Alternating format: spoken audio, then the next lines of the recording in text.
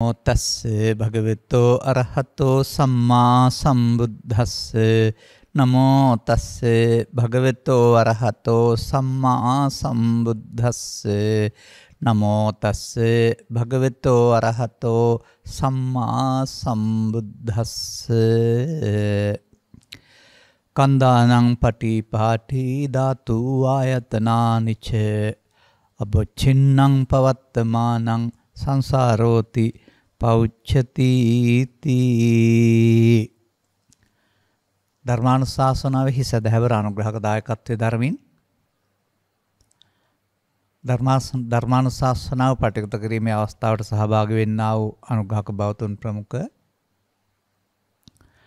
ධර්මශ්‍රවණාබිලාසී සදහැවර පින්නතුනි, අනුග්‍රහක බවතුන් අපට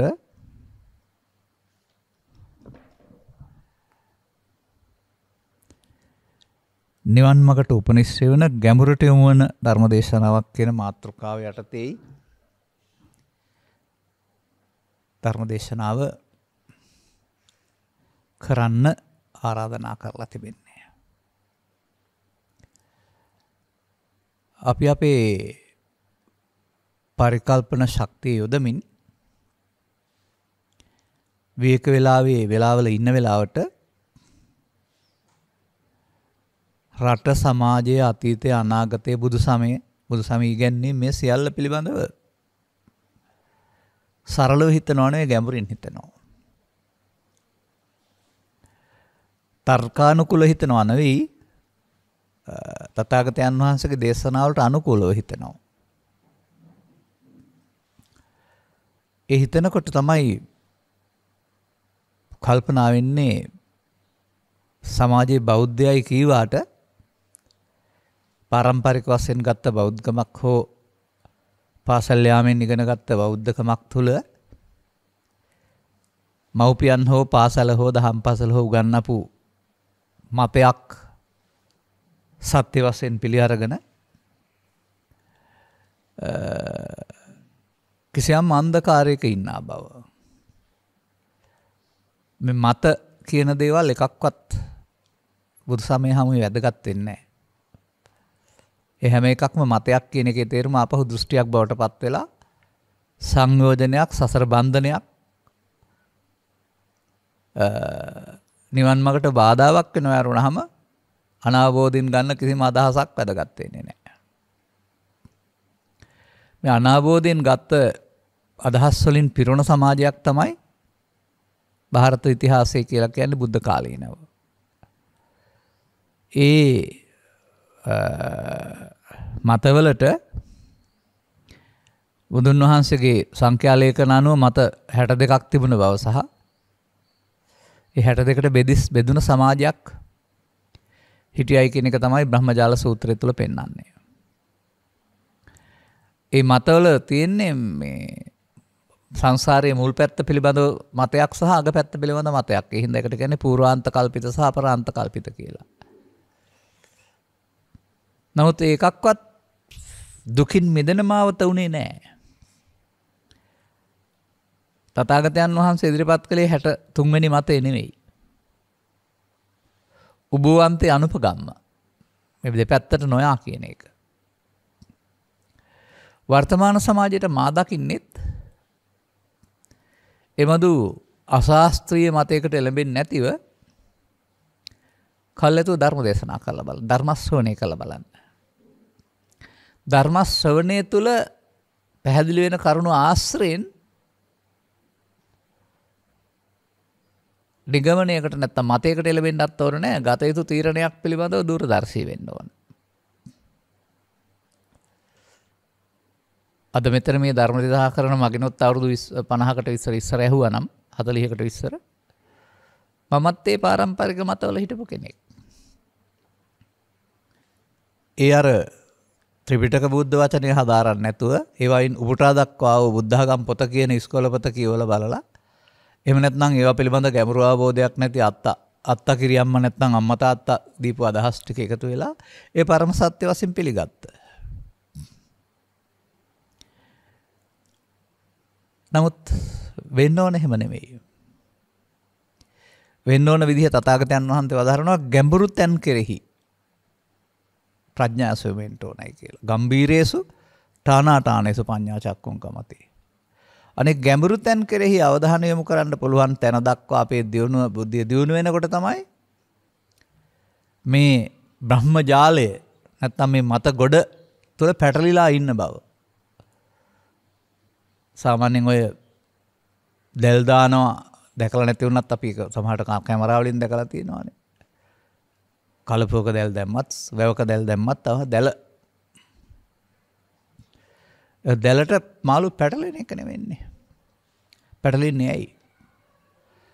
ඒ එක උගුලක් බව දන්නේ නැති නිසා. දන්නවනම් පැටලෙන්නේ නැහනේ. ඔවුන්ට ඒ පෙනෙන පුංචි සිදුරක් තියෙනවා, ඒකෙන් යන්න යනවා. ඔළුව දාගත්තට මේ කටකොටස ඊට පස්සේ මේ අර කර්මල් පියාපත් කියන දෙපැත්ත ඇතුළට ගියන් පස්සේ ආපහු ගන්නත් බෑ, ඉස්සරහටත් බෑ, එතන හිර වෙනවා. ඒකනේ උගුල. එබඳු ඔබ මේ දැල් ඇහිවල හිරලා ඉන්න මාළු දැකලා තියෙනවද? ඒ නිසා සංසාරයේ දැලක්.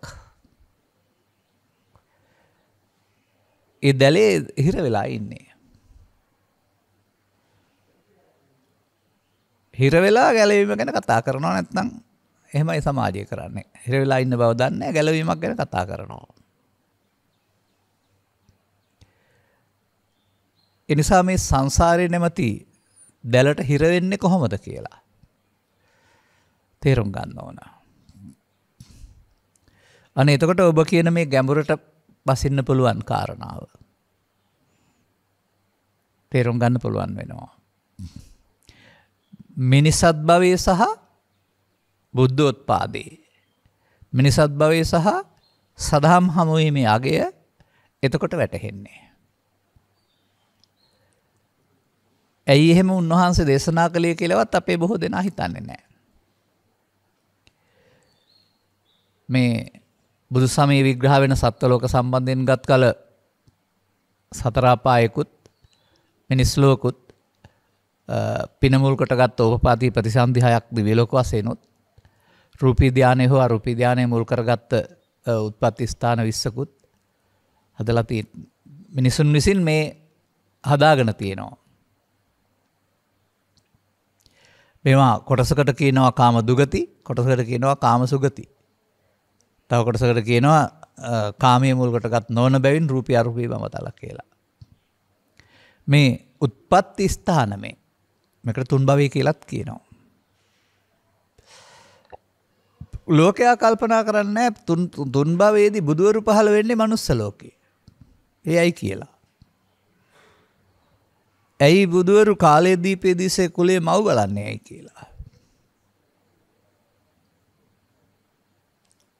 එහෙම වෙන්නේ වෙනත් තැනක ඒ දේ කරන්න බැරි නිසා. අපාගත වෙලා ඒක කරන්න බැරි නිසා, දෙවියන් අතරදී ඒක කරන්න බැරි නිසා, බ්‍රහ්මයින් අතරදී ඒක කරන්න බැරි නිසා. ඒ කරන්න බැරි ඇයි කියන එක තමයි ධර්ම ශ්‍රවණයෙන් තේරුම් ගන්න ඕන. එතකොට මේ 31 තලයෙන් 30 පොලක් අතහැරලා අපි මේක තැනක ඉන්නේ. අර 30 පොලේම බැරි නම් 31 වෙනි මේ ස්ථානයේ විතර නම් පුළුවන්කමක් තියෙන්නේ මේ විශ්වයේ නැත්තම් මේ සත්ත්ව උත්පත්තීන් අතර අපි තරම් වාසනාවන්ත කොටසක් තවත් ඉන්නවද? එහෙම Tamanගේ ජීවිතයේ අහම්බෙන් හරි පෙරපිනින් තමයි ලැබිලා තිබෙන්නේ. ඒ තිබෙන වාසිය පිළිබඳව අගයක් නැහැ සමාජයට. මගේ ඔය උදාහරණයක් තියෙනවා. මගේ ඇහැට පේන දේවල් හැම දෙයක්ම උදාහරණට ගන්නවානේ බුදුන් වහන්සේත් එක කරලා තිබෙන නිසා. මම දකිනවා අපි අතර ඉන්න විශාලම සත්වයා රයිනෝසිරස් නෙමෙයි දැන් ඇත අලියා කියලා. නමුත් ඔහු මේ පාලනය කරන්නේ කවුද? ඔහුගෙන් 100න් එකක් තරම්වත් නැති මිනිස්සෙක්. ඔහුගෙන් 1000න් එකක්වත් තරම් නැති හෙන්ඩුවක්. ඒ සතාගෙන් 10,000න් එකක් තරම්වත් නැති පුංචි කොටුවක්. මේ තුනට කොච්චර බයද? අලියාගේ නැත්නම් ඇතාගේ තරම දන්නවා නම් ඔහු ශාරීරිකව ඔහුගේ ඇති ශක්තිය දන්නවා නම් මේ හෙන්ඩුවටවත් කෝටුවටවත් මිනිස්සුන්ටවත් බය වෙලා ඉඳීද? ඒ ඔක්කොම විසි කරලා එකපාරෙන් කැලේට යනවානේ. බය වෙලා. අනේ ඇතාගේ තරම ඇතා දන්නේ නැහැ වගේ මේ උත්පත්ති ස්ථාන 31කින් මිනිසත් බව උත්පත්ති ලැබීම ඒ මිනිසත් බව උත්පත්තිය ලැබුවා මේක බුද්ධෝත්පාදයක සදහම් හමු වෙන සාධකයක් ඇති තැනක් බවට පත් වීමේ වටිනාකම ත්‍රිපිටකේ පෙන්නලා තිබෙනවා. නමුත් ධර්ම ශ්‍රවණය කලේ නැත්තම් තේරුම් ගන්නේ නැහැ. මොකද සමාජයේ ධර්ම දේශනා කරනු ලබනවානේ. බ්‍රහ්ම ලෝකෙ ගිහින් එතනින් බුදුන් වෙත යන්න, දිව්‍ය ලෝකෙ ගිහින් එතනින් භාවනා කරලා නිවන් දකින්න. එහෙම දේශනා තියෙනවා මේ රටේ. මේ රටට සිදුවන විශාල හානියක් තියෙනවා. මම කතා කරන්නේ වර්තමානයේ රටට සිදුවෙන පිළිලා තියෙන හානිය ගැන නෙමෙයි. ඒක ගැන වෙනම කතා කරන්න බෑ. ඒ තමයි අවබෝධ කරගත්තේ නැති අය. ත්‍රිපිටක ග්‍රන්ථවලින් පසුව තම තමන් විසින් ලියපු පොත්පත් සංඛ්‍යාව. මම කියන්නේ මෙහෙම ත්‍රිපිටකයේ සම්පූර්ණයෙන් කියව කෙනෙක් වශයෙන් සහ මගේ කියලා එක පොතක්වත් ලියපු නැති කෙනෙක් වශයෙන්. ඇලියන් නැත්තේ කියලා බොහෝ දෙනෙකුත් අහනවා. තමන්ගේ පෞද්ගලික අදහස් දාලා ලියපු මේ පොත් ඔක්කොම ටික පුච්චනවා ඇරුණාම මේවෙන් ගන්න දෙයක් නැහැ. ඔන්න මගේ අවබෝධය. මේ පොණ හරි පොඩ්ඩක් ඉගෙන ගත්තාම පිටු 10ක පොතක් ලියනවා. ඉතින් හැබැයි විශාල පොත්පත් ලියනවා. ඒක නෙමෙයි වෙන්න ඕන. ඒ නිසා එකක් තමයි මේ වර්තමානයේ තියෙන පොත්පත් කියවලා වැරදි අවබෝධයක් ලබන එක. ලියලා තියෙනෙත් වැරදි අවබෝධෙන්නේ. බුද්ධ වචනයෙන් පරිබාහිර මම කියන්නේ. ඒක ත්‍රිපිටකෙත් පවා සමහර විට වරද්දලා තියෙනකොට ඊට මෙහාට කොහොම වරද්දනවද? අනිත් එක තමයි ඒවා වැරදි ආශ්‍රයෙන් ඊට පස්සේ ධර්ම දේශනා කරලා මිනිස් වර්ගය නොමග යවන එක. තම තමන් දරන මත ඉදිරිපත් කරන ඇරුණාම අදාළ දේ පැහැදිලි කරන්නේ නැති එක. මේ වරද නැමැති දැලේ ඒ තැන්වලට යන අය අහු වෙනවා. අතන විතරයි හරි, මෙතන විතරයි හරි, මේ ක්‍රමේ විතරයි හරි කියලා ඊට පස්සේ ඒවා බැඳිලා. මට නම් වශයෙන් නොකීවට තේරෙනවා යම් යම් තැන් පිළිබඳව කිසිම සත්‍යයක් නැහැ. අපරාධේ ලබාගත් ජීවිතේ මනසකමින් එහා පැත්තට සසරේ ඇවිදින්න උගන්වනව ඇරුණාම. නමුත් යන අය සහ අය සලකන්නේ මේක තමයි පරම සත්‍ය කියලා. මෙන්න මේ කරුණු තේරුම් ගන්නට තමයි ඔය ධර්ම ශ්‍රවණය. එහෙම නැත්නම් අපි පරිහරණය කරන්නේ ත්‍රිපිටක ග්‍රන්ථ පමණයි. ඉන් මෙහා පොත්පත් ගොඩක් කියුවා, ඔක්කොම පැත්තකින් තියලා තියෙන කියවන්නේ නැහැ. නමුත් ඊට පෙරත් කියවපුවා තියෙනවා. ඒතරම් විශාල සංඛ්‍යාවක් ඕන නැහැ මේකට. ඔය කියන ග්‍රන්ථ සමූහයක් ඕන නම් හෝ ත්‍රිපිටකේ ඔක්කොම ඕන නම් හෝ සුනීතට සෝපාකට වැනි අයට මේ එක ධර්ම දේශනාවකින් අදාළ කරන වැටෙන්නේ නැහැ. මෙබඳු විවරණයක් නෙමෙයි බුදුන් වහන්සේ පැහැදිලි කරන්නේ. උන්වහන්සේ පැහැදිලි කරන්නේ මම අදත් ඉදිරියටත් දුකත් හේතුවත් පෙන්නනවා. ඒක ඔබට පැහැදිලි නම් නැති උතනයි මාර්ගයයි පෙන්නනවා. ඒ හොයා ගන්න ඕන. මේ පිළිබඳව ඔබට කරුණු පැහැදිලි කරන්න මම ගත්ත ගාථාව මම ටික විවරණය කරලා ඉන්නම්. සංසාරෝති පෞච්ඡති කියලා කියන එකේ තේරුම සංසාරයයි කියනු ලැබේ කියන එක. කුමක්ද සංසාරය කියන්නේ? මුල් දෙකේ පෙන්නනවා කන්දානම් පටිපාති ධාතු ආයතනානිච කියලා. තුන්වෙනි පැදේ පෙන්නනවා අබ්බොච්චින්නම් පවත්තමානං කියලා. නොකැඩී පැවැත්ම, අකණ්ඩ පැවැත්ම. දැන් අපට අපේ ජීවිතේ අපි මරණයටපත් වුණේ නැති වුණාට අපි මරණයටපත් වුණා දැකලා තියෙන නිසා එතනින් කැඩෙනවා කියලා කල්පනා කරනවා. එන්නේ අර මරුණාම කවුද යන්නේ එහෙම කියලා අහන්නේ. ඒ කයක් තුල බලන නිසා. නමුත් අකණ්ඩ පැවැත්ම තියෙන කයක් තුල නෙවෙයි. ස්කන්ධ ධාතු ආයතන වල අකණ්ඩ පැවැත්ම. කන්දානම් පටිපාති ධාතු ආයතන අනිච්ච. ඒ තුනේ ඒවයි අකණ්ඩ පැවැත්ම. අකණ්ඩ පැවැත්ම කියන්නේ නොකඩී පැවැත්මනේ. ඒ නොකඩී පැවැත්ම සිදු වෙන්නේ කොහොමද? කොහාටද? මෙන්න මේක තේරුම් ගත්තම සසර සහ සසර හැදෙන හැටි තේරෙනවා. සසර හැදෙන හැටි සහ සසර ඇවිදින්න බුදුවරු ඕනේ නැහැ. කොහොමත් ඒ අකණ්ඩ පැවැත්මේ තම තමන් අනුගමනය කරන ක්‍රියාමාර්ග අනුවම පැවැත්මේ වහලෙක්. බුදුවරු ඕනේ ওই පැවැත්මේ දැල පැවැත්මේ භූමි 31 වෙනුවට මිදෙන්න පුළුවන් තැනදී මිදෙන්න අවශ්‍යම ගන්නට. අන පැවැත්මට අපාය හතරෙත් පවතින්න පුළුවන්. දිව්‍ය ලෝකේ හයත් පවතින්න පුළුවන්. රූපී බඹලෝ 16ත් පවතින්න පුළුවන්. අරූපී බඹලෝ 4ත් පවතින්න පුළුවන්. පැවැත්ම ඇරුණාම ඒ තැන් වලින් ඊට එහා පැත්තට මිදීමකට පාරක් එහි නැහැ. මේ හැම සම්බන්ධයෙන් තථාගතයන් වහන්සේ වදාරන්නේ ආගන්තාරෝ පුනබ්බවං. ආපහු පුනර්භවයකට එනවා. බුදුන්ට ගල් පෙරළු සහ සංඝ වේදය කළ දේවදත්තත් විපාකයේ ගෙවලා පුනර්භවයකට එනවා. පින් කරලා දෙවියන් අතර ඉන්න අයත් එතරින් චුත වෙලා පුනර්භවයකට එනවා කොහේ හරි. පුනර්භවයකට එනවා කියන්නේ මිනිස්සුන් අතරට එනවා කියන එකම නෙවෙයි. පවෙන් පරලෝකීය දේවදත්ත පව ඉවරුනහම අල්ප වූ පිනක් මුල් කොටගෙන හරි නැත්නම් තවත් අවිද්‍යාව දුරු නොවන නිසා දෙවියන් අතරට ගිය අය පව ඉවර කරලා නෙමෙයි ගිහින් තියෙන පින් උසස් කරගෙන වැඩි කරගෙන ඒක ඉවරනකොට ඉතිරි වලින් ඉඩ කඩ.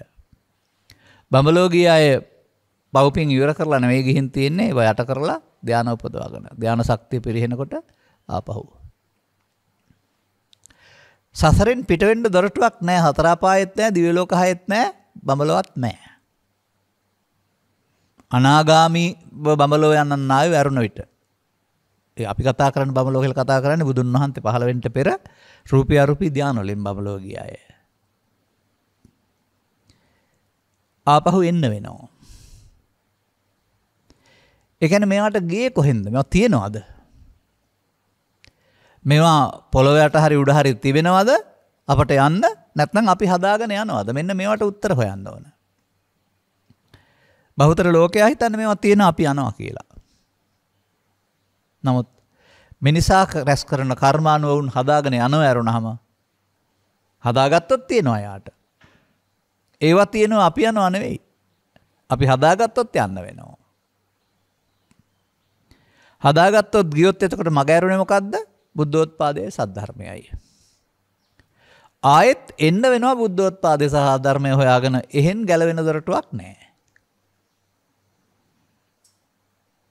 මෙන්න මේ අදහස ඇත්තද කියලා තේරුම් ගන්න බලන්න. මීට වෙනස් පරස්පර අදහස් වැරදි ඉගැන්වීම් රටේ ලෝකේ තියෙනවා. මම සමහරවිට අහපු ප්‍රශ්නයක් තියෙනවා. ඒ දිව්‍යයන් අතර ගිහින් දුකින් අත මිදෙන්න පුළුවන් නම් බුදුරජාණන් වහන්සේ කාලේදී පෙදිසි කුලේ මව් බලලා දිව්‍ය ලෝක හයෙන් එකක උපදින්න නැතයි. මීට වඩා සැප පහසුව තියෙනවානේ.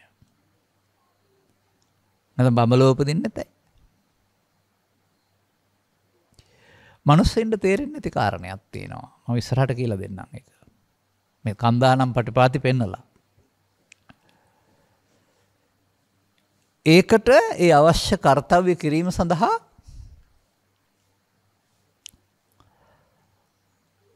සැපට දුකට ලාභයට අලාභයට යසස අයසට නින්දාවට ප්‍රශංසාවට මේ දෙපැත්තට මූණ දෙන සමාජයක් ඕනේ. මතක තියාගන්න. ඔබ අපට මේකට මුහුණ දෙන්න පුළුවන්කම තියෙනවා. අපාගත සත්‍යය මුහුණ දීලා ඉන්නේ දුකට විතරයි. ඒක දුකක් වශයෙන් දන්නෙත් නැහැ, තේරෙන්නේ තේරුම් කරලා දෙන්නත් බෑ. දෙවියන් මුහුණ දීලා ඉන්නේ සැපට විතරයි. සැපට විතරක් මුහුණ දීලා ඉන්නකොට කොහොමද දුක දැනගන්නේ? දුක ආර්ය සත්‍ය දුක්ඛේ වැටහෙන්න ඕන. ඒගොල්ලොන්ට ඔය යම් සූත්‍රවල සඳහන් වෙලා තිබෙන පරිදි ඔවුන් මේ දුකින් මිදෙ තැනක ඉන්නේ කියලා කියන්නේ. ඒකට කියන්නේ සක්කාය කියලා. සක්කායෙන් මිදිලා අපි මේ ඉන්නේ කියලා උන් උපකල්පනය කරනවායි කියලා. ඔවුන්ට උපන් තැන් පටන් චුත වෙන තැන දක්වාම පවතින ලෞකික සැපතක් නම් කො දුක තේරෙන්නේ කොහොමද? බඹලව කියලා කියන්නේ නිවනට නිවීම හා සමානව සංසුන් භවයක් බවක් තියෙන නමුත් අර කෙලෙස් යටපත් වූ බැවින් සදාකාලික නොවන ආයතනයක්. ඕනේ. ඔවුන් ගැන කවර කතාවද විනාඩි 4-5ක සංසුන් සමාධියක ඉන්න පුළුවන් අපේ රටේ අයත් හිනන්නේ සෝවාන් වෙලා කියලානේ. පුදුම සැනසෙල්ලක් තියෙන්නේ කියලානේ. සැනසෙල්ලක් තියෙනවා නමුත් ඒක කෙලෙස් යටපත් වෙලා ඈත් වෙලා බව වුන් දන්නේ නැහැ. මේ බඹලෝකියත් කෙලෙස් යටපත් කරලා ඈත් කරගෙන බව වුන් දන්නේ නැහැ. ඒ නිසා වුන්ට සංසුන් සුවයක් තියෙන නිසා ඊට හානිවීමක් ඕන නැහැ. බලන්න ආයෙත් එහෙනම් දුක තේරෙන්නේ නැහැ අපාගත සත්වයාට. දෙවියන්ට දුක නැහැ. ඒ බ්‍රහ්මයින්ට ඒත් නැහැ. බුදුන් වහන්සේ වගන්නවා දුක දැකලා හේතුව දැකලා නැති වූ තැන දැකලා මාර්ගය ගන්න ඕනේ කියලා. මේ ඔස්සේ හිතන්න එහෙනම් දුක දකින්න බැරි යට පුළුවන්ද කියලා. දුක කියලා කතා කරන එක ඔබ හිතන එක වෙන්නත් බෑ. ටික ගැඹුරු වෙන්න වෙනවා. ඒක ඔය ලෙඩවීම දුකයි ඉපදීම දුකයි මහලු වීම දුකයි කියලා පෙළෙන් තේරෙන්නේ නැහැ. ඒක අපි තුල මොහතකින් හටගන්න සිද්ධියක් තුල දකින්න වෙනවා. ඒකට කියන්නේ නම් සංකිට්ඨේන පංච උපාදානස්කන්ධ දුක්ඛ කියලා. අර පංච උපාදානස්කන්ධය කියන්නේ මොකද්ද? ඒක තුළ තියෙන දුක මොකද්ද කියලා තේරෙන්න වෙනවා. නමුත් ඔබ සමහරට මේ අධ්‍යාපන ආයතන තුනටම ගිහින් නැතුව ඇති. එකකට හරි දෙකකට හරි ගිහින් නැතුව ඇත්තේ.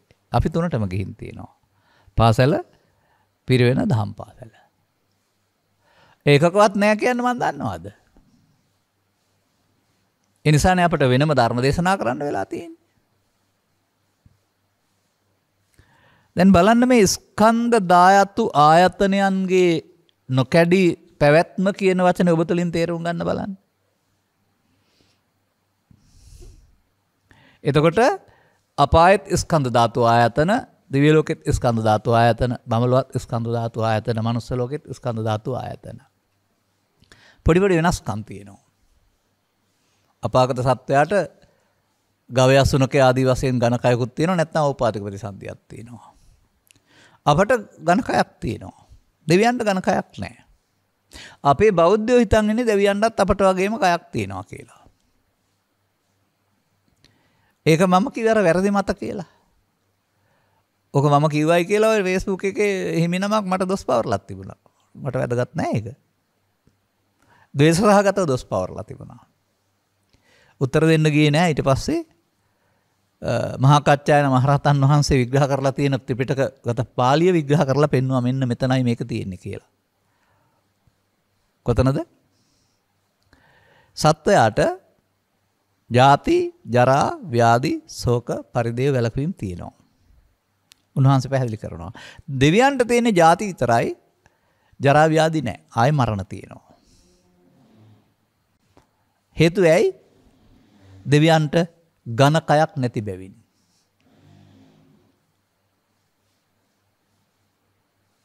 දෙවියන්ට ඝනකයක් නැති බැවින්.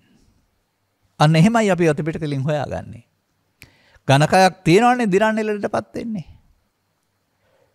එතකොට ඝනකයක් නැත්නම් කොහොමද උන්ට එහෙනම් ජරා ව්‍යාධි නැත්නම් දුක දැනෙන්නේ? සියුම් තැන් කියන්නේ අන්න ඒකයි. එතකොට ඔවුන්ටත් ඇස කරනාසේ දිවකයි අපට නැති වගේ නැති වුණාට බාහිර ලෝකෙට සම්බන්ධ වෙන ආයතන 6 තියෙනවා. බ්‍රහ්ම වෙනකොට ආයතන 6 එක තැනකට කොටු වෙනවා. 6ක් නැහැ. නමුත් ආයතන 6ක් හැදලා තියෙනෙත් එකකින් 6ට බෙදලා තියෙන්නේ ආයෙ එකට ගියා කියලා ආයෙත් 6 පස්සේ හදන්න පුළුවන්. මෙන්න මේ සාංශාරික වර්ගීකරණය විස්තර කරගන්න ඕන. එතකොට මේ ටිකේ පැවැත්ම සංසාරයයි. එතකොට සංසාරයට අයිති වෙන්නේ අපාය 4යි, මනුස්ස ලෝකේ, දිව්‍ය ලෝක 6යි, බඹලොව 20යි. ඇයි සංසාර කියන්නේ? ඒකත් හොයන්න වෙනවා. එනිකම්ම සංසාර කියන්නේ නැහැ ඒකට. සාර කියන්නේ සාමාන්‍යයෙන් සාරවත් කියන එක. සාරවත් පදයට සං එකතු වෙලා තමයි සංසාර හැදිලා තියෙන්නේ. සංපදයේ සාමාන්‍යයෙන් පාලිය යොදන්නේ එක්ව කියන අර්ථයට. එතකොට එකතු කිරීම සාරයි කියන එක තමයි සංසාර කියන්නේ. ඔය දේවෝ දේවියා සද්දින් සංවසති කියන වචනයක් පාවිච්චි කරන්නේ මේ සංවාස සූත්‍රයේ. ගෙවල් වල ජීවත් වෙන අයගේ විවාහ ජීවිතවල ආකාර 4ක් පෙන්නලා දේවතාවියක් එක්කලා ඉන්නවා වාගේ. අර සංවසත කියන්නේ එක්ව වාසය කිරීම. වසති වාසය කිරීම සං එක්ව.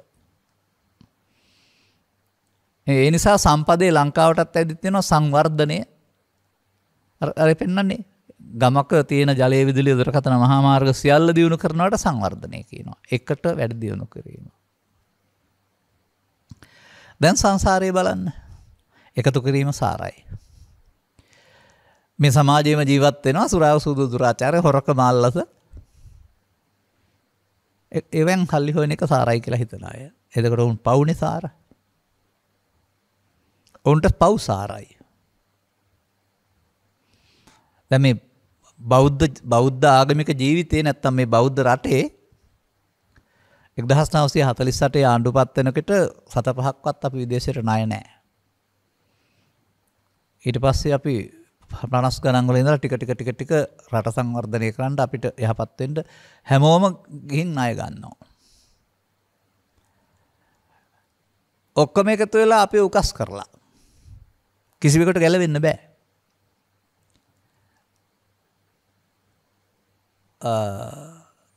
ආර්ථික න්‍යායන් හදාරලා තියෙනවා නම් ටිකක් හරි. කොමක්ද ඒක පුද්ගල ණය බර කියන්නේ? අපි ලෝකෙට තියෙන ණය ටික. ඒක පුද්ගල කියන්නේ.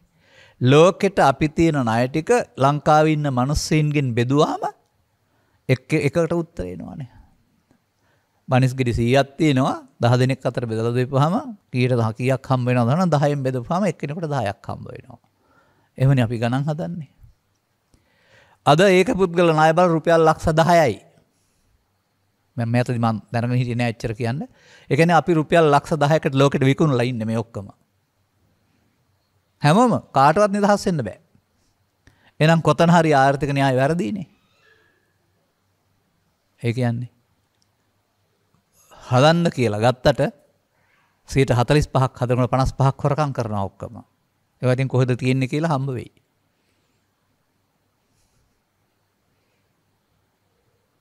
බයිසිකල් වලින් ගියාය, තල්ලු කරන බයිසිකල් වලින් ගියේ, මොටර් සයිකල් වලින් ගියාය, පෙට්‍රල් වලින් යනකොට ඒවා කොහෙන්ද හම්බ වුනේ කියලා හොයලා බලපුවම හම්බ වෙයි.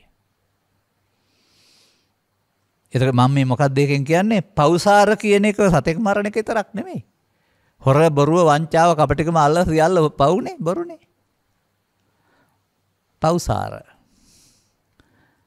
පව් එකතු කරනකොට පෞසාරයි. එහෙනම් පෞසාර නම් පවෙන් ජීවිතේ හා පැත්තට පව ප්‍රතිසන්දියාවොත් එහෙම පවෙන් සතර අපායෙන් එකකට.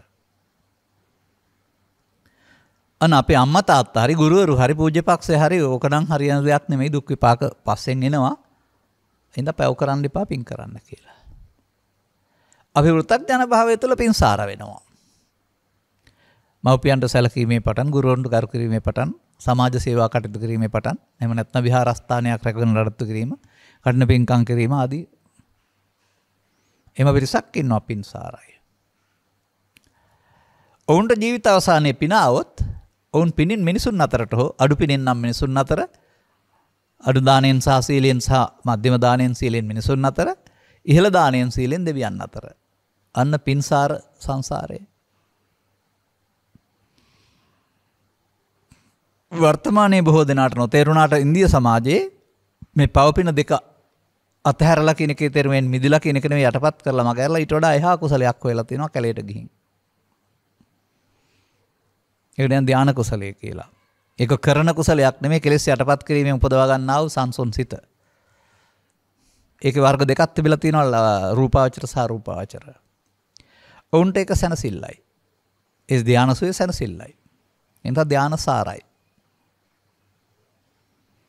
දැන් පෞසාර පවෙන් පරලොවුත් සතර අපායට පින්සාර පිරින් පරලෝකගත කාමසුගති 7යි මනුස්ස ලෝක සහ දිව්‍ය ලෝක 6. ධානසාර ධානෙන් බමලගත රූපී අරූපී බවතල 20.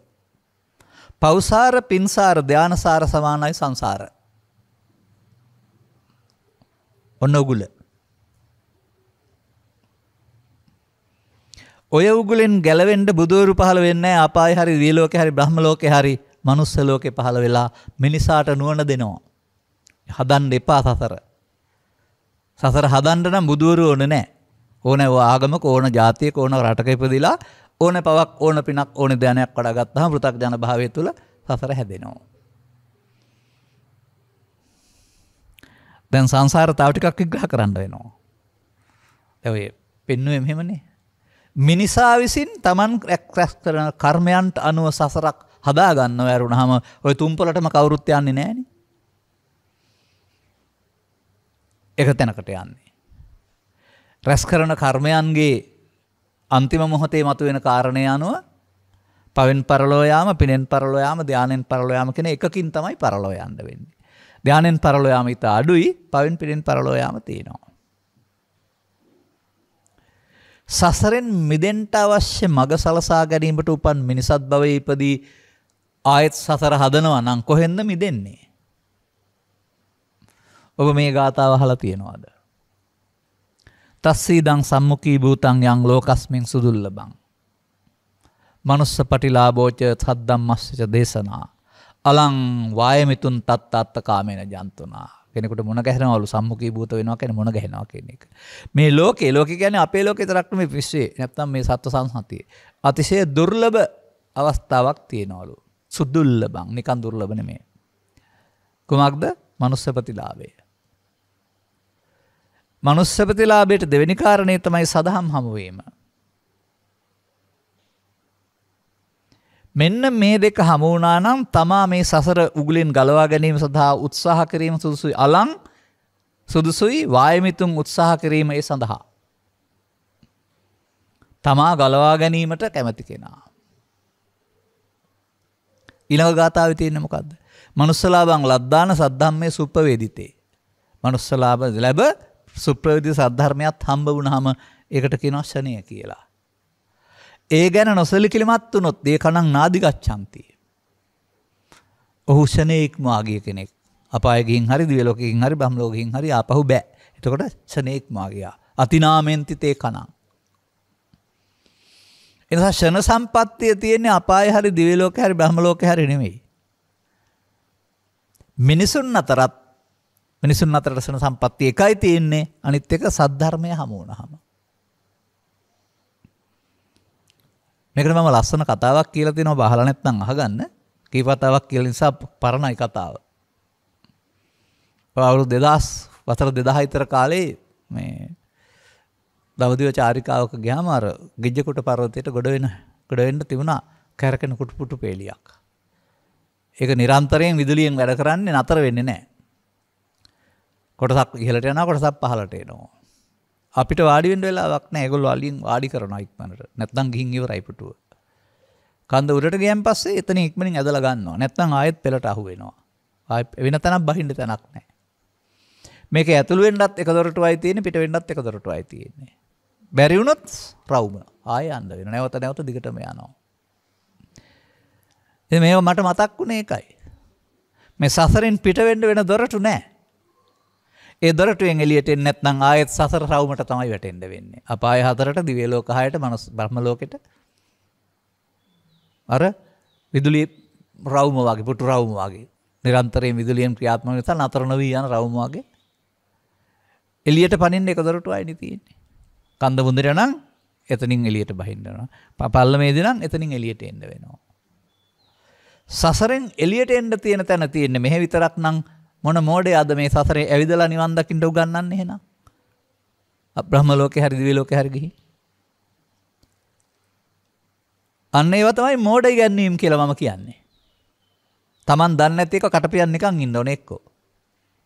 තමනුත් අමාරුවේ වැටලා සමාජයත් අමාරුවේ දානවා. මන්දයත් මේ මිදීම සඳහා අනුගමනය කරන්න ඕන පිළිවෙතක් තියෙනවා. ඒකට අසකනාස්සේ දිවකය උදව් වෙනවා. බාහිරින් හම්බෙන මේ රූප ශබ්ද ගන්ධ රස උදව් වෙනවා. දෙවියෝ කියලා කියන්නේ බාහිරින් රූප ශබ්ද ගන්ධ රස ගන්න බාහිරට ඇහැ කන නාසය තියෙන එකක් නෙමෙයි. අපි හිතන් හිටියට. ඒක අපිට අර පේන හීන ලෝකේ වගේ එකක්. හීන ලෝකේ අපිට ඔක්කොම තියෙනවනේ ඇඳුම් පැළඳුම් කෑම් බීම් සේරම දේවල්. ඒ වගේ හදාගත්ත එකක් නේ. ඒකෙ තිබෙන්නේ සුඛය විතරයි. දුක අපට වගේ හීන පේනකොට අපට සැප දුක දෙකම තියෙන්න පුළුවන් නේ. මගුල් ගෙදර ගියා නම් සතුට තියෙනවා. මල ගෙදර ගියා නම් දුක තියෙනවා. හීනේ කියලා නෑ. එහෙම දෙකක් නෑ අරගොල්ලොන්ට. ආරම්භයේ පටන් අවසානයේ දක්වා සැප විතරයි. එතකොට දැන් අපට පැයක විතර කාලයක් මඟුල් ගෙදරක ඉන්නකොට තියෙන සුවේ වගේ ජීවිත කාලයේ මේ සුවේ නම් තියෙන දුකින් මිදීමක් ඕනේ නෑනේ දුකක් නෑනේ. තේරෙන්නේ එතනින් පින් ඉවර වෙලා චුත වෙන්න ගත්තාම. මේක යන්නේ කොහොමද? දැන් ඊළඟ කාරණේ විස්තර කරන්න ඕන. මේකට කියනවා කන්දානං කියලා. ස්කන්ධයන්ගේ ධාතු කියලා කියනවා. ධාතු කියන්නේ මූල තත්ත්වයන් කියන එක. පඨවි ආපෝ තේජෝ කියලා හැම ගන්න එපා. ආයතන. ස්කන්ධ ධාතු ආයතන කොහෙද තියෙන්නේ? කාගාවද තියෙන්නේ? ඔබ අපි හැමෝම ගාව තියෙනවා.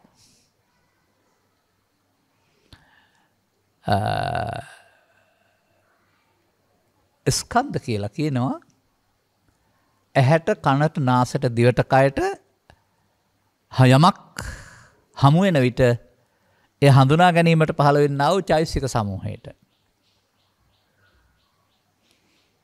ඇසේ නම් ඒක රූප, කනේ නම් ශබ්ද, නාසයේ නම් ගන්ධ. ඒකට රූපස්කන්ධය රූප, ශබ්ද, ගන්ධ, රස, පොට්ටබ්බ ධම්ම කියලා හයකට සම්බන්ධ වෙනවා. රූපේ විඳින්න ඕන. ඇසෙන් නම් රූපය විඳින්න ඕන, කනෙන් නම් ශබ්දය විඳින්න ඕන, නාසයෙන් නම් ගන්ධය විඳින්න වෙනවා. ඒක වේදනාස්කන්ධය. ඒක රූපද, ශබ්දද, ගන්ධද කියලා හඳුනන්න ඕන. ඒක සංඥා ස්කන්ධය. ඒකට අපි තුල පෙර පරිදි පුරුදු කරගත්ත පරිදි ඇලීමක් ගැටීමක් චේතනා ස්වභාවයක් ඇති වෙන එක සංකාර ස්කන්ධය. මේ රූප වේදනා සංඥා සංකාර හතර කරපු දේ දැනගන්නවා විඥාන ස්කන්ධය. ඇහැ තුල අරමුණක් රස විඳීමේදී රූප වේදනා සංඥා සංකාර පහක්. කන තුල අරමුණක් රස විඳීමේදී ශබ්ද රූපයේ මුල් කරගත්ත වේදනා සංඥා සංකාර පහක්. මේ වගේ ස්කන්ධ පහ ඒවා දොරවල් හයේ හයක්. කන්දානං ස්කන්ධයන්ගේ ස්කන්ධ පරිහරණය. ධාතු. පඨවි ආපෝ තේජෝ නෙමෙයි මතක තියාගන්න. පඨවි ආපෝ අපට විතරනේ තියෙන්නේ. තිරිසන් සත්තුන්ට විතරයි. දෙවියන්ටත් නැහැ, පෙරේතයන්ටත් නැහැ, භූතයින්ටත් නැහැනේ. එහෙම විස්තර කරන අය රටේ ඉන්න පුළුවන්. නමුත් තව එහාට තියෙනවා. චක්කු ධාතු, රූප ධාතු, චක්කු විඥාන ධාතු. ධාතු කියන්නේ මූල තත්ත්වයන් කියන්නේ. සෝත ධාතු, ශබ්ද ධාතු, සෝත විඥාන ධාතු. ගන්ධ ඇහැට කනට තුනෙන් ගත්තාම අනික්වත් ගන්ධ ඒ වගේ. ඇහැට නම් රූපය, කනට නම් ශබ්දේ, නාසයට නම් ගන්ධ. තුනයි. ඇහි කියන්නේ ඇස් ගුලිය නෙවෙයි. ඇහි ප්‍රසාදේ අරමුණු ගන්න පුළුවන් හැකියාව තැන. එතන පහළ වෙන රූප හසවණැල්ල රූප ධාතුව. ඒක හඳුනන සිත චක්කු විඥාන. එතන තුනයි. ඇහැ කන නාසය දිව කයට 6යි 18යි. 18 ධාතුව. ස්කන්ධ ධාතු.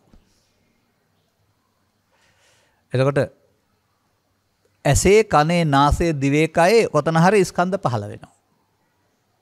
අපට අවදියුතෙන් පටන් නින්දට යනතුරු පස්දර ඔස්සේ පහළ වෙනවා. නින්දට ගියාපම පස්දර වහලා මනෝද්වාරය ඔස්සේ පහළ වෙනවා ස්කන්ධ ධාතු. එක මොහොතක සිදු වෙන දෙයක් මේ තියෙන්නේ.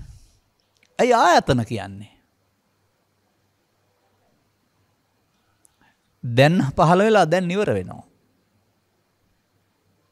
එන අපි එතන මැරිලා වැටෙන්නේ නැතයි. නෑ ජීවිත අවසානයේ දක්වා මොකද වෙන්නේ? නැවත නැවතත් උපදිනවා.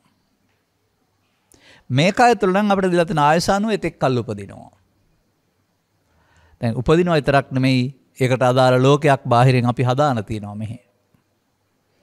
අම්මා තාත්තා අක්කා නංගි අයියා මල්ලි සැප දුක දෙක දේශපාලන වශයෙන් බෙදීම් තියෙන ඔය ඔක්කොම ඔස්සේ බෙදාන තියෙනවා. බාහිර ලෝකේ එහෙම බෙදාන තියෙනවා.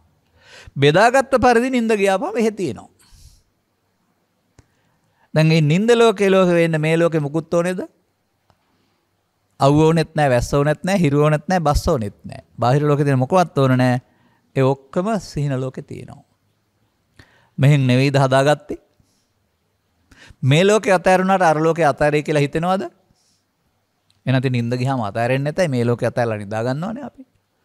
නෑ එළි වෙනතුරු පෙනුන් නැති වුණාට පෙනෙනවා නම් පෙනෙන එක පෙනේවි. අර හදාගත්ත ලෝකේ අර දොරවල් හය ඔස්සේ යනවා. බාහිරින් නම් අසකරණාසය දිවකය ඔස්සේ සිත ඇතුලේ ඊට පස්සේ අසකරණාසය දිවකය ඔස්සේ මනෝද්වාරයේ මේ හයම ක්‍රියාත්මකයි. එනිසා මොකද්ද මේ කරන්නේ? ස්කන්ධ ධාතු ආයතන නැවත නැවත පවත්වනවා. හරි ජීවිතය අවසන් වෙනවා ආගමකින් තොරව. හැමෝම කය භූමදානය හෝ ආදාහනය කරනවා. ආගම් වල මොනවයි ගන්නවත් ඒ වන විට හැමදෙනාගේ අර හදාගත්ත ලෝකේ ඉවර නෑ නේද? ඒකට මොකද වෙන්නේ කියලා කවුද කියන්න දන්නේ? නින්ද යන විට මේ ලෝකේ අතහැරුණාට සීනට වැටෙනවා වගේ ශරීරය අතහැරුණාට ජීවිත අවසානයේදී අර හදාගත් එකට තමයි වැටෙන්නේ. හදාගත් එක පවනම් පවෙන් පරලොව. හදාගත් එක පිනනම් පිනෙන් පරලොව. හදාගත් එක ධානනම් ධානේ පරලොව. පොඩි මාරුවක් විතරයි. ඒකටත් මම උපමාවක් පෙන්නනවා සමහර වෙලාවට. ඔය දුම්රිය මාර්ගවල හැමතැනින්ම හැරෙන්න බෑනේ. කෙලින් යන්න ඕන. සංදි තියෙනවා. රාගම සංදිය තියෙනවා. පොල්ගහවෙල සංදිය තියෙනවා. මහව සංදිය තියෙනවා. මැදවච්චි සංදිය තියෙනවා. වවුනියා. තව තැනකට හැරෙන්න පේලි මාරු කරන්න පුළුවන් ඒ තැන් වලින් විතරයි. අනිත් තැන් වල කෙලින්ම යන්න වෙනවා. ඒවා ජීවිතේ පටන් ගත්තාම අවසානයේ දක්වා යන්න වෙනවා. අර සංදියක් වගේ තමයි මරණය. මරණයේදී චේතනාව අනුව අපායට දිව්‍ය ලෝකෙට බ්‍රහ්ම ලෝකෙට මාරු වෙන්න පුළුවන්. කය අතහැරුණාට ස්කන්ධ ධාතු ආයතන අතහැරෙන්නේ නැහැ. ස්කන්ධ ධාතු ආයතනයන්ගේ පැවැත්ම සංසාරයයි. ඔවා කියලා දෙන්න බ්‍රහ්මෙක් ඉන්නවා කියලා හිතනවද? ඔවා අපායේ යම රජුරෝ කියලා දෙයි කියලා හිතනවද? දිව්‍ය ලෝකේ පොත්පත් තියාන කවුරු හරි සංගායනාවක් පවත්වලා ඔවා කියලා දෙන්න කෙනෙක් ඉන්නවයි කියලා හිතනවද? ඒවයි දෘෂ්ටි කියලා මම කිව්වේ මත. මේ අපි වගේමයි අපාසත්වයේ දෙවියෝයි බ්‍රහ්මයෝයි කියලා කියන්නේ. ඒත් එළවලු පළතුරු තියෙනවා, බස් තියෙනවා, අවුව පායනවා, ස්වර්ජන තියෙනවා. එහෙම තමයි අපි හිතන්නේ. වැසිකිලි කැසිලිත් තියෙනවා. එහෙම හිතන්න හේතුවකුත් තියෙනවා. මොකද අපි ආහාර පළතුරු එහෙම ගත්තාම දිරාපුවාම ඊටු ටික වැසිකිලියට ගන්න එපා. ඉතින් අපිට අදාළ නැති ආගමක් තුළ උගන්වනවා පළතුරු පූජා කරන්න දෙවියන්ට. දෙවියොත් පළතුරු කනවා කියලා හිතාන වට්ටියක් ගිහින් දීලා එනවා. ඉතින් අපි කල්පනා කරන්නේ පළතුරු කෑම වැසිකිලියක් තියෙනවනේ දිව්‍ය ලෝකෙත් වැසිකිලි තියෙන්න ඕන කියලා හිතන්නේ නැහැ. කනවා නම් අනිවාර්යයෙන්ම වැසිකිලි තියෙන්න වෙනවා. නෑ ඕක සුවඳ ආග්‍රහණය කරන්න කියලා ඊට පස්සේ ඔකෙන් බේරෙන්න කියනවා. අන්න එහෙම මම මේ කියන්නා වූ මුලාවේ තරම මම මේ කියන්නේ. අපට ඝනකයක් තියන අයට තමයි බාහිර දේවල් අරමුණකින් ගන්න පුළුවන්කමක් තියෙන්නේ. නිින්ද ගියාම රස දැනෙන්න බාහිරෙන් කන්න ඕන නෑ ඔබට. කන දෙයක් නැත්තම් රස දැනෙනවනේ නේ. ඒ නිසා ඝනකය අතහැරියට ඉන් එහා පැත්තට දේවල් සිතට එන දේ විඳින්නේ. අපාගත සත්‍ය දුක විඳිනවා, දෙවියෝ පින විඳිනවා කියලා කියන්නේ අන්න ඒකයි. ඒවට බාහිර ලෝකෙ මොකුත් ඕනේ හදාගත්ත. මිනිසා සසරක් හදාගෙන සසර ඇවිදින්න හදා ගන්නවා මනුස්ස ලෝකෙට ඇවිදින් මිදෙන්න පාවිච්චි කරන්නේ නැතුව. මිදෙන මාර්ගයේ වසාගත්ත සම්බුදු ශාසනය අවුරුදු 400ක් තුළ පවනරකයි පින හොඳයි කියලා උගන්වනවා ඇරුණාම මිදෙන එක හොඳයි කියලා කියන සාහමක් නැහැ. තිබුණේ නැහැ. දැන් නම් තියෙනවා. සසර ඇවිදින එක හොඳයි, ඇවිදින එක සැපයි. ඒ හින්දා දෙවියන් අතරට යන එක හොඳයි පින් කරලා කියලා ඕන් ඔතන හිර වුණා ඇරුණාම අර සසරේ භයානකත්වය කොහෙවත් මිදෙන්න තැනක් නැහැ කියන එක. ආයෙත් රවුමක් ගහලා එන්න වෙනවා. පව ඉවර කරලා එන්න වෙනවා. පින ඉවර කරලා එන්න වෙනවා. ධානය ඉවර කරලා එන්න වෙනවා. ඔපලිවඳ අවබෝධයක් නැහැ. දැන් තේරුණාද ඔබට සසර දැල? දැල. ඒක කලපු එළුවක් දැල, මොහොත එළුවක් දැල, වැවක එළුවක් දැල. වෙනස්කම් තියෙන්නේ කරදිය මිරදිය විතරයි. අන්න ඒ වගේ පාපේ උපාදානයේ එළුවක් සසර දැල, පිනේ උපාදානයේ එළුවක් සසර දැල, ධානය උපාදානයේ එළුවක් සසර දැල, ස්කන්ධ ධාතු ආයතනයන්ගෙන් මිදලා නැහැ කොහෙවත්. ඝනකය නෙවෙයිනේ එතකොට. ඝනකයෙන් හදාගත්තාම අපායෙත් ස්කන්ධ ධාතු ආයතන, දිව්‍ය ලෝකෙත් ස්කන්ධ ධාතු ආයතන, බ්‍රහ්ම ලෝකෙත් ස්කන්ධ ධාතු ආයතන. එහාට යනකොට සියුම් වෙනවා හැබැයි. අපාගත සත්‍යයට දුක විතරක් තියෙනවා, මිනිසාට සැප දුක දෙක තියෙනවා, දෙවියන්ට සැප තියෙනවා, බ්‍රහ්මයින්ට ධානසෝය තියෙනවා. වෙනස එච්චරයි. නමුත් වේදිත සුවයක් ඔක්කොම නැත්නම් වේදිත දුක්ඛයක් නැත්නම් ලෞකිකේ වචනට කියන්නේ ලෝක ස්වභාවයට අයත්. ලෝක කියන්නේ පෘථිවිය නෙවෙයි එතන. අර ඇසේ කනේ නාසයේ ශනික ඉපදීමට තමයි ලෝක කියන්නේ. ඒ ලෝක එතන ස්වභාවයට අයත්. හොඳයි මම මෙහෙම කෙටියෙන් කියන්නම් වැඩි වෙලාවක් නැති නිසා. කයෙන් පරලෝ යන්නේ නැහැනේ කවුරුත් ආදාහනය කරනවා භූමදානය කරනවා. නින්දට යනකොට මේ ලෝකෙ ගෙනියන්නේ නැහැ. නමුත් හදාගත්ත ලෝකෙ නේද තිවෙන්නේ නින්දේ. අපි කියමුකෝ අසකනාසය දෙකයි බාහිර රූප ශබ්ද ගන්ධ රස. මේවා නැති වුණාට නින්ද ගියාම මේ සියල්ල නැතිද? ඒවැ සැප දුක නැතිද? දැන් ඒ හදාගත්ත ලෝකයක් තියෙන නිසා නේද නින්දේ සැප දුක දෙක තියෙන්නේ. පොලිසියට හරි හමුදාවට හරි නැත්නම් හොරකමක් කරලා බයෙන් නිදාගත්තොත් එහෙම මේ වගේම රැලි වෙන කල්ම නින්ද යන්නේ නැහැ, බය කෑ ගහනවා ඇහැරිලා. අර මම දන්න කතාවක් තියෙනවා. මිනිස්සෙක් මේ දිගු කාලීනව ඌර මරනවා. ඌර මරන්නේ මේ ගෝණියකට දාලා තලලා. යන්න බැරි වෙන්න ගෝණියට දාලා මැරෙනකම්ම තලනවා. අල්ලගන්න බැරි අය ඌරු කොටුවට සුනකයෝ දාලා එලවලා පස්සෙන් පන්නලා වැටුණාම පස්සේ ගහලා මරනවා. අවුරුදු මේක 25 30ක් 40ක් මේ මිනිස්සයා කරනවා. ඔන්න ඊට පස්සේ කතාව තේරෙනවා. දැන් මේ මිනිස්සුන්ට ලෙඩක් හැදෙනවා, නිදා ගන්න විදිහක් නැහැ. කවුදෝ තලනවා දැනෙනවා. බය වෙලා හැරෙනවා, තලන කෙනෙක් නැහැ තලනවා. තව ටිකක් දවස් යනකොට නිදා ගන්න විදිහක් නැහැ. ඌර පස්සෙන් පන්නනවා මෙයාගේ. බය වෙලා හැරෙනවා. දැන් මේ ලෝකේ හදාගත්තේ කොහොමද මට කියන්න? අපිට කවුරු හරි තලයිද ගෝණියකට දාලා නැත්තම් ඌර පස්සෙන් පන්නයිද? නැහැ. ඔහු ඒක මෙහෙ කරලා හදාගත්තා නේද? දැන් කළ කම්පල දේ හොර සසර හදා ගන්නවා කියන එක තේරෙනවද? එයා ඌරන්ට වද දීලා තලලා හිතට ගත්තා. දැන් එයාට නිින්ද ගියන් පස්සේ නැත්නම් එතන එහා පැත්තට ඒක නිින්ද ගියාම නම් පෑ 12යි, මරණයෙන් පස්සේ ගියොත් එහෙම ඒක විපාකේ ගෙවෙනකම්ම අවුරුදු 7-8000ක් විතර සමහරට මේ වේදනාව විඳින්න වෙනවා. එයා පැන්නුවේ නෑ, සුනකයෝ දාලා පැන්නුවේ. ඒ වැඩේ කළා. දැන් ඔහුට නිින්ද ගියාම ඌර පන්නනවා පේනවා. දැන් අපිට ඒක හම් වෙයිද? එයා හදාගත්තා නේද? මේ මිනිස්සු මේ සංසාරේ හදන එක නේද කරන්නේ මෙතෙන්ට ඇවිදින්. යන්න සසරක් හදන එක නේද මේ කරන්නේ. ඒකට බුද්ධ ආගම කියන්නේ කවුද? ඒක බුද්ධ ආගම කිව්වට කමක් නැහැ. ඒකට බුද්ධ ධර්මය කියන්න එපා. බලන්න කොතරම් අමාරුවකද වැටලා ඉන්නේ කියලා. ඒ හදාගත්තොත් ඒක තියෙනව නේද? අන්න දේවදත්තට දැන් තියෙන්නේ ඒකයි. බුදුන්ට ගල් පෙරලා අරක විඳින්න වෙනව නැවත දහස් වතාවක්. අර මිනිස්සයාට ජීවිත අවසානයේදී කෙඳිරිකකා ඌරෙක් වගේ කෙඳිරිකා මැරෙනවා කියලා තමයි පොතේ තියෙන්නේ. එහෙනම් ඔහු ඌරු අපායට ගියා. ඒක තියෙනවද හදාගත්තද? හිතන්න. අපට ඒක නැහැනේ. ඔබටත් නැහැ මටත් නැහැ. මොකද අපි ඌරන්ට තැළුවෙත් නැහැ. ඌර පස්සේ පැන්නුවෙත් නැහැ. තම තමන් හදා ගන්නවා නේද එහෙනම්? සසරක් තිබෙනවා නෙවෙයි, සසරක් හදනවා. සසරක් හදා ගන්නවා. දැන් ඒක තියෙන්නේ කොහොමද? නින්ද යනකොට අධ්‍යාත්මික ආයතන තියෙන නිසා නේද තියෙන්නේ. මේ කය අතෑරුණාට ලෝකයක් තියෙනවා. ඒකේ ප්‍රභේදය නේද අපාය දිවි ලෝකේ බ්‍රහ්ම ලෝකේ කියලා කියන්නේ. සැප දුක, සැප ලෞකික ලෝක මේ ධානසෝය. මෙදිලද කවුරුත්? නෑ. සංසාරොද්දේ පවිච්චති. ස්කන්ධ ධාතු ආයතනයන්ගේ පැවැත්මේ උගුලේ බුදුවරු පහළ වී මේක පැහැදිලි කරලා දෙනතුරු කාටවත් ගැලවෙන්න බෑ. හොඳයි කියන්න පුළුවන්. අපායට වඩා දිව්‍ය ලෝකේ හොඳයි, ඊට වඩා බ්‍රහ්ම ලෝකේ හොඳයි කියන්න පුළුවන්. හොඳ වුණාට එහෙම පිට වෙන්න දොරටුවක් නැහැ. මම මෙහෙමයි ඒක දකින්නේ. ඔය සමහර අය ඔය සල්ලි හම්බ කරගෙන ගිහින් හෝටල් වලට ජීවත් වෙන්නේ. බැංකුවෙත් වෙන සල්ලි නැහැ, පොලියක් එන්නෙත් නැහැ. දැන් තියෙන ටික වැය වෙනවා. සුව පහසුව ජීවත් වෙන්න පුළුවන්. ලයිට් වලට, විදුලියට, කැම්පීම් වලට නිදා ගන්න හැම එකටම ආය කරනවානේ.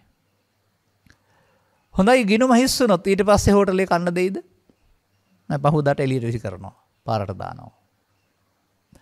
ඒ වගේ දිව්‍ය ලෝකේ කියලා කියන්නේ කරගත්ත පින් ටික ඉවර කර ගැනීමක් නේද? බබලෝ කියන්නේ හදාගත්ත ධානය ඉවර කර ගැනීමක්. එදිරින් එහාට හින්න බෑ නේද? අපායේ පැත්තට නම් ඒක හොඳයි. මොකද පව් ඉවරලා එන්නවත් පුළුවන්. එහෙනම් දේවදත්තටත් ගැලවීමක් තියෙන්නේ. ඒකන වෙනත් ආගම් වල තියෙන සදාකාලික නිරය කියන එක අමානුෂිකයි කියලා මම කියන්නේ. ඇයි?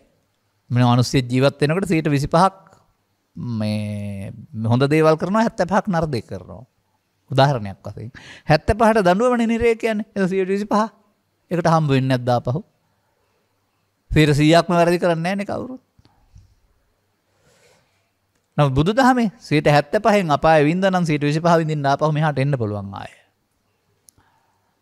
එඳ සසරෙන් ගැලවීමක් තියෙනවානේ කොතන ගියත් බුදුදහමේ. සදාකාලිකව ගැලවීමක් නැහැ.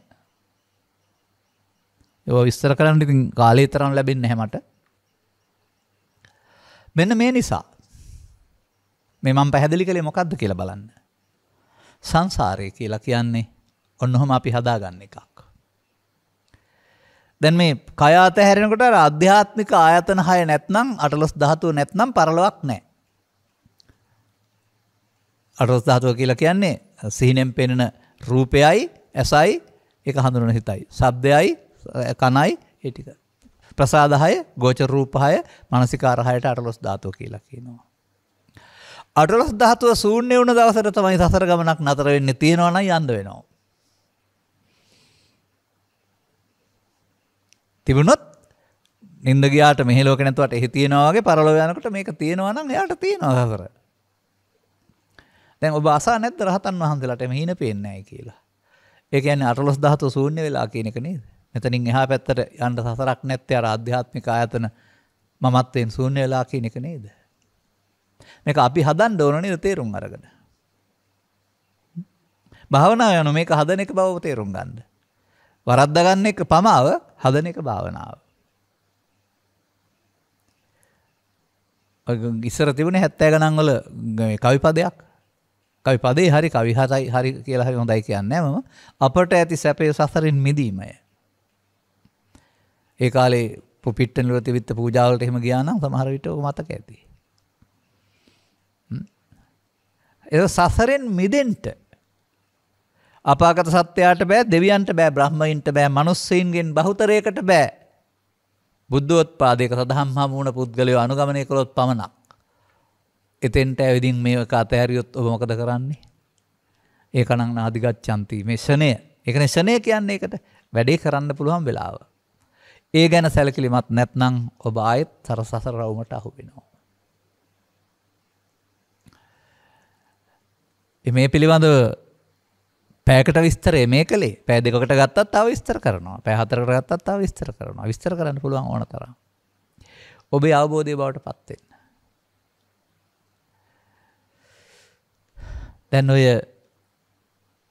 කොතන ගත්තත් ආත්මය කියන්නේ ජීවිතේට නෙවෙයි. පවේදී පව ආත්ම කොට අරන් තියෙන්නේ. පිනේදී පින ආත්ම කොට අරන් තියෙන්නේ. ධානයේදී ධාන ආත්ම කොට අරගෙන. එහෙනම් පව නිට්ටයයි සුඛයි ආත්මයි, පින නිට්ටයයි සුඛයි ආත්මයි, ධානයේ නිත්සුඛයි ආත්මයි, නිත්සුඛ ආත්ම සත්වයාට සසර සුඛ හදාදී සසර ගමන. බුදුහාමුදුරුවෝ මෙහාට ඇවිදින් අනිත් දුක්ඛනත් වශයෙන් බලලා මේ දෙන්න කියලා වදාලා. හැබැයි අපේ බෞද්ධයෝ පවේ පිනේ ධානයේ අනිත් දුක්ඛනාත්මයක් දන්නේ නැහැ. කෙස්වල ලොම්වල නියවල දත්වල අනිත්‍ය තමයි බලන්න පුරුදු වෙලා තියෙන්නේ. එහෙනම් කොහොමද මිදීමක්? ත්‍රිපිටකේ නෑ කවදාවත් කෙස්වල අනිත්‍ය බලන්න කියලා. ලොම්වල අනිත්‍ය බලන්න කියලා. උන්වහන්සේ අදාළ දෙන්නේ පංච උපාදානස්කන්ධය අනිත්‍ය බලන්න කියලානේ. පංච උපාදානස්කන්ධෙන් පිට අනිත්‍යයක් බලන්න කියලා නෑ. බාහිර ලෝකේ තියෙන කෙස්සරි අඹහරි ගස්සරි පංච උපාදානස්කන්ධයයි තියෙනවාද? මුලාව බුදුදහම. බුදුදහම තුළ මුලා වීම. තම තමන් හිතන විදිහට මේ අර්ථ ගන්න එක. ඉතින් ඔන්න මම ඔබට සසර පිළිබඳ විස්තර කළා. ගැලවීම පිළිබඳ විස්තර කරේ නෑ. ඒ ඉතින් ඊළඟ ධර්ම දේශනාවල දිගටම තියේවි. සසරින් ගැලවීම සුදුසුයි. අලං වායමිතුන් තත්ත. ඒ සඳහා තමන් ක්‍රමේ හොයාගන්න මිනිසත් බව ලැබ අර කනබුන අඳින පළඳින ගෙවල් දොරවල් හදාගන්න රැකියා කරන මේ සියල්ල කරගන්න වෙනවා ජීවිත අවසානයේ දක්වා ජීවත් වෙන්න ඕන වෙවි. ඒවා තහනම් හෝ වැරදි කියන්නේ නැහැ බුදුහාමුදුරුවෝ. ඒවා කරන්න ගිහින් අර අපාය යන තැනට කාරණා පව කළොත් ඒකට විපාක විඳින්න හින්දා තමයි පවෙන් ඒක රැස් කරන්න එපයි කියලා කියන්නේ. ඒ ජීවිතේමයි නමුත් ඒක තේරුම් නොගත්තොත් විඳින සුවයට කියන්නේ ලෞකික සැප 16න් එකයි. සැප නැත්තේ නෑ තියෙනවා. නමුත් තේරුම් ගත්තොත් ලෞකික සැප 16න් එක වෙනකොට 16න් 15ක් තරම් විශාල සුවයක් හම්බ වෙනවා. ඒකට ලෝකෝත්තර සුව කියලා කියනවා. ඒ සතර යන්න තියෙන පාර ඉවර කරන්න වෙනවා. දැන් සතර යන්න හම්බ වුණේ මොකකින්ද? කර්ම රැස් කරලා. පාප කර්ම රැස් කරලා, පුණ්‍ය කර්ම රැස් කරලා, ධාන කර්ම රැස් කරලා. කර්ම රැස් කරලා සතර ඇවිදින්න තමයි පුළුවන්. බුදුහාමුදුරුවෝ සතර දුකින් මිදෙන්නට කර්මක්ෂය කිරීමේ කර්මය කියලා එකක් දේශනා කළා. ඒක හොයලා ඉගෙනගෙන අනුගමනය කරන්න. මීට වඩා ඔබට කාලය දෙන්න බෑ. අදාළ කරුණු තේරුම් ගනිමින් ධම්මැස පාදාගෙන ඔබට අදාළ අනුගමන ප්‍රතිපදාවට පත් වෙන්න අවශ්‍ය ප්‍රඥාව වැඩි දියුණු කර ගැනීමට මෙම කරුණු පැහැදිලි කිරීම උපනිශ්‍රේවා හේතු ආසනාව වේවා කියන සුභාශිංසනයේ ප්‍රාර්ථනා කරමින් මම ධර්මානුශාසනාව මෙතකින් අවසන් කරනු ලබනවා. මෙම උතුම් ධර්ම දේශනාවේ සදාපර දායකත්වය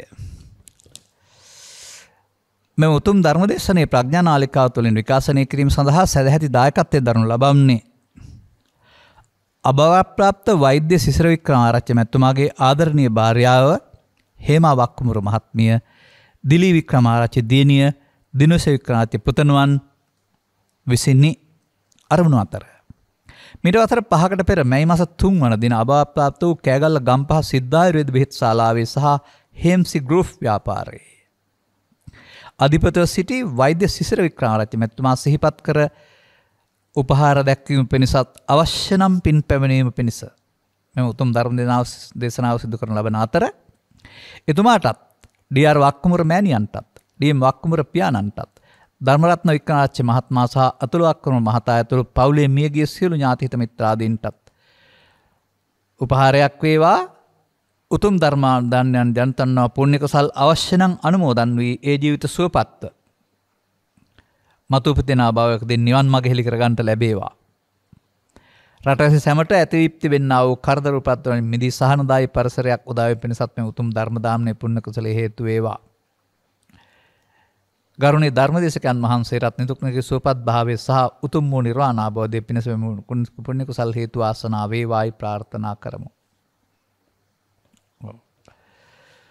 රටේ ඇතිවිති වෙන තත්ත්වයකුත් තියෙනවා. තනියෙන් ගොඩ එන්නත් බෑ. සියලු දෙනා එකතු වෙලා ගොඩ එන්න බැරි කමකුත් නැහැ. අවංක වෙන්න ඕන. ආගමික වෙන්න ඕන. ආගමික වෙන්න ඕන කියන්නේ මේ මල් වට්ටියක් අරන් පන්සල් යන්න ඕන කියන එක නෙවෙයි. ආගමික වෙනවා කියලා කියන්නේ ලෝභ දේශ මොහයන්ගෙන් ඉවත් වෙනවා කියන එක. හොරමරකම් තක්කඩිකම් වලින් හැමෝම ඉවත් වෙන්න ඕන. එතකොට තමයි රටක් ගොඩ ගන්න පුළුවන් වෙන්නේ. මූලිදායකත්වයේ දරා ධර්ම දේශනා කරවා ගැනීමෙන් ධර්ම දාණයෙන් ධර්ම ශ්‍රවණයෙන් ජනිත වන්නා වූ ආනිසංසයන් මත පිහිටා පරලසපත් ඥාති වර්ගය සියලු දෙනා උපහාරයට ලක් කරන්න. උපහාරයට ලක් කිරීම කරන්න ඕන දෙයක්. ඔබ වෙනුවෙන් කළ මෙහෙයට පින් බලාපොරොත්තු තැනක වෙසේ නම් පින් අනුමෝදන් කරන ජීවිතය සුවපත් කරගනිත්වා. එතනින් චුත වී මතු උපදිනා භව එක මිනිසත් භව ලබා මුලදීම ජීවිතේ බුද්ධ ආදී මහෝත්තම කල්යාණ මිත්‍ර සේවන ලැබීමේ සංසාරය ගැන තේරුම් ගන්නට ලැබීම තුළින් සසර ඇවිදින එක වෙනුවට සසරෙන් මිදෙන මඟ හෙළි කර ගන්නට අවශ්‍ය ප්‍රඥාව සවිවර කර ගන්නට ඒ තුළින් නිවන් මඟ හෙළි කර ගන්නට හේතු ආසනාව වේවායි සාදු කියලා ප්‍රාර්ථනා කරන්න. අනුග්‍රහක බෞද්ධ වශයෙන් කටයුතු කළා වූ ඔබටත් ධර්ම ශ්‍රවණය කළ හැම දිනාටත් මෙම කරුණ අවබෝධය මෙලොව වශයෙන් නිදුක් නිරෝගී සුව සහ චිර ජීවනයේ පිණිස හේතු වේවා. යන්නේන ගමන් බිමන් රැකියාදී කටයුතු යහපත් අනාගත බලාපොරොත්තු දරුවන්ගේ අධ්‍යාපන කටයුතු සාර්ථක වේවා. පවතින රෝග පීඩාවක් ඇත්නම් දුර වේවා. පාප මිත්‍ර ආදී සේවනයන්ගෙන් වෙන් වේවා. බුද්ධ ආදී මහෝත්තම කල්යාණ මිත්‍ර සේවනය ලැබේවා. මේ සඳහා ත්‍රිලක්ෂණයන් වැනි දහම් කරුණක ගැඹුර ත්‍රිවිධ විතර්ක ප්‍රහාණය වැනි ප්‍රායෝගික ක්‍රියාකාරකමක අවශ්‍යතාවයේ තේරුම් ගන්නට ලැබීම තුළින් සහ අනුගමනය කිරීම තුළින් ඔබ හැම දිනාටමත් සකල දුක්ඛයන්ගේ නිමාවන්නා උතුම් නිර්වාණ සෙන් සැනසෙන්නට හේතු ආසනාව වේවායි සාදු කියලා ප්‍රාර්ථනා කරගන්න. සබ්බීතියෝ වජ්ජන්තු සබ්බ රෝගෝ විනස්සතු මාතේ බවත් අන්තරායෝ සුඛී දීඝායුකෝ භව හැම දිනාටම තෙරුවන් සරණයි.